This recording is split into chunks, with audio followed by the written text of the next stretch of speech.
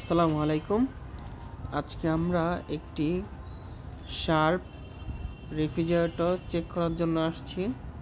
Customer জানিয়েছিল এই ফ্রিজটি অনেক পুরাতন একটি ফ্রিজ, ডিপে এবং নর্মালে ঠান্ডা আসছে না। ভিতরে যে ফ্যান চলে, কুলিং ফ্যান, ওটার কোনো শব্দ আসছে না।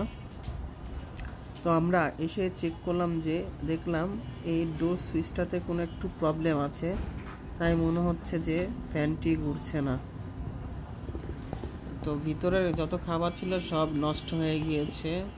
এটা অনেক আগের শার্প ফ্রিজ, প্রায় এটার বয়স 25 বছর। তো আমরা ভালোভাবে সব কিছু চেক করলাম, চেক করে কোনো প্রবলেম পাচ্ছি না। শুধু দেখলাম যে প্রবলেমটা ডোর সুইচে। এই যে ডোর সুইচ, এটা লাগাবো নতুন। আর এটার ভিতরে যে একদম পুড়ে গেছে ডোর সুইচ, যেটা আমরা ভাবছিলাম সেরকমটাই হয়েছে। তো আমরা এটার মধ্যে নতুন একটি ডোর সুইচ ইনস্টল করে দিব। এটা মূলত প্রবলেম হচ্ছিল যে ভিতরে কুলিং ফ্যান, ওই কুলিং ফ্যানটি, এই ফ্যানটি ঘুরতো না, তার কারণে ভিতরে অনেক বরফ হয়ে গিয়েছে, ঠান্ডা ছেড়ে দিয়েছে।